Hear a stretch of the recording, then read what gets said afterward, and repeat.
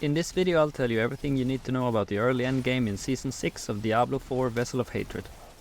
We'll look at the different farming options, what option is suitable for which gains, and lastly I'll tell you what to prioritize in order to maximize your farming. If you've just reached level 60 on your first character, you probably won't have eye level 750 on all your gear. Depending on what difficulty you're running, the other farming options might be too difficult, and that's when you turn to Hellfire events to get kitted out in no time. In order to farm it, gather Aberrant Cinder and use them to unlock the gear chests spread out across the map. Each chest holds a specific category of gear, such as amulets, one-handed weapons, helmets and so on. So if you, for example, are looking for specifically a ranged weapon as a rogue, focus on unlocking the heavy weapon chests. You'll also find Baneful Hearts, which are used to summon a boss, which is pretty hard to take down on your own if you're weak. And if you're playing hardcore, you should probably stay away from this until you've geared up. Here you'll also quickly find the Glyphs of Power, which contributes to a major power boost as you level up your paragons. And this takes us to the next farming option. You'll find the entrance to the pit in Karigar, where you start off at tier 1, unlocking higher tiers as you finish your highest available tier before the timer runs out. At the end of each run, if you complete it on time, you'll be able to level up the glyphs that you socket into your paragon board. I really recommend that you spend some time pondering what build you want to use and which glyphs go well with it. Generally, the increased rare node is always good, as well as magic node. They boost the stats of the blue and the yellow nodes on the board, which, except for the legendary nodes, are the most powerful ones. Other than that, decide on a good build and stick to glyphs that synergize with that build. When you're at max paragon, you can only have 5 paragon boards active at the same time, so you won't be able to use more than 5 at any given point. This in turn means that you should focus only on 5 glyphs when you're starting out. The red field around the glyph is called its radius. When you level up a glyph during pit runs, the radius will increase when a glyph reaches level 15 and level 45. This means that more nodes are covered by the glyph, which means that more nodes can get affected by the glyph's power boosts. This is particularly effective for glyphs that have the format increase X when increased by 5 intelligence, agility or strength. Boosting glyphs is by far the most effective power leveling per time spent, but having maxed out glyphs means nothing if you don't have the paragon points to fill the board with. Reaching higher pit tiers and completing them on time also unlocks higher torment tiers, specifically at level 20, 35, 50 and 65. Torment tiers mean more XP, gold and better gear, so ideally you want to bump up as fast as possible.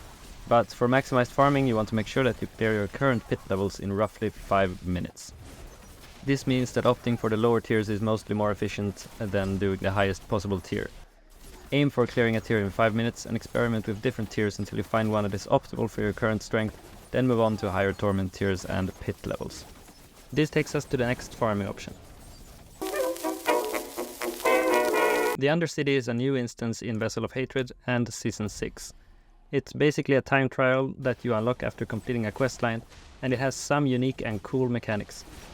First of all, you can customize your runs with tributes. When you initiate an Undercity run, select which tribute you want to use. Different ones that gives loot boosts such as runes, crafting materials, gear, etc. In addition, you can customize with bargain. This allows you to spend crafting materials to increase the chance of getting a specific type of legendary at the end of your run. You can pick between several different ones, so if you for example feel that you are lacking defensive capabilities, focus on defensive items, and if your weapons suck, focus on offensive items. Killing mobs generate XP towards unlocking more paragon points, and some farming options generate more XP than others. Undercity ranks number 2. You level up faster than in the pits, but you can't level up your glyphs. I mainly use Undercity runs to farm runes and gear. I also run it if I'm lacking the items necessary to do the next farming option on the list, which we'll go over now. This game mode you'll be combating a fixed number of waves with enemies, and the goal is to farm as much ether as possible, which you'll trade for items or crafting materials after killing the Fell Council. The Council itself drops a fair amount of gear, but it's the ether that generates the most value as the amount you collect directly impact the size of your rewards. After each wave you must choose between 3 options. Each option makes the next wave a little bit harder, but it also gives you some type of perk or reward. This can be a damage boost, movement boost, or increase the number of ether dropped from specific mobs. If you're strong enough to clear Infernal Compass with ease, always opt for Hellborn spawns or Aetherlord spawns. They generate the highest amount of ether per kill and will greatly increase the loot received from each run.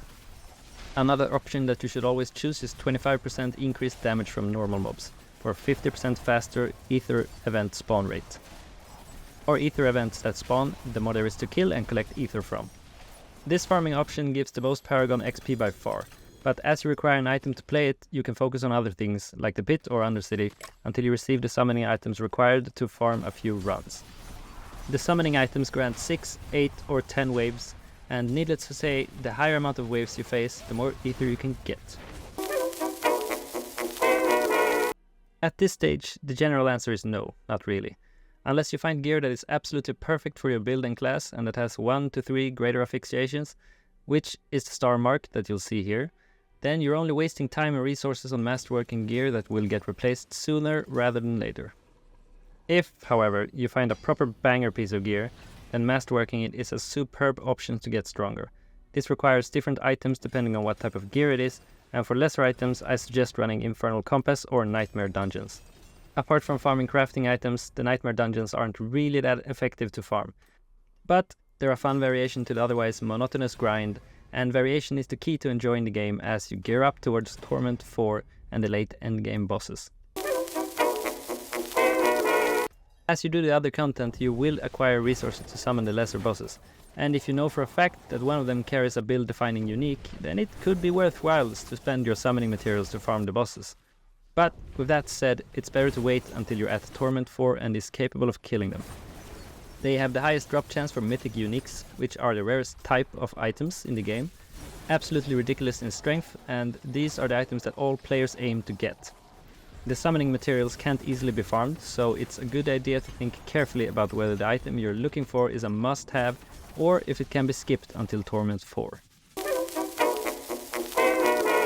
So, now that you know everything about the options available to you, I'll give you the best farming strategy that gets you to the highest possible DPS in the shortest amount of time. Focus on advancing through the pits, leveling up the 5 glyphs you've chosen as the staple glyphs for your specific build. In the beginning, you'll have a 100% chance to level them up, but once you reach the higher levels, the chance will decrease depending on which pit tier you're in.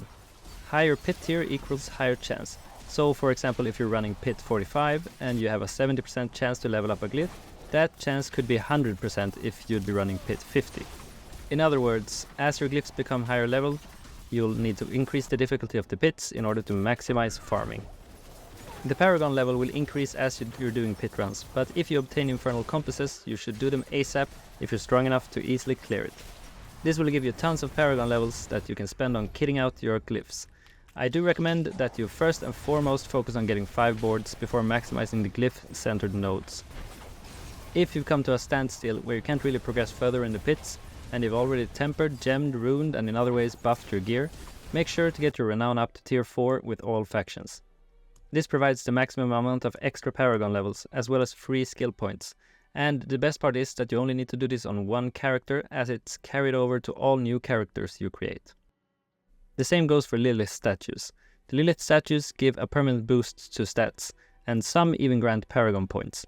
Collecting them all took me around 3 to 4 hours, so when you get bored of farming, this is a good way to unwind while still working towards maximum power.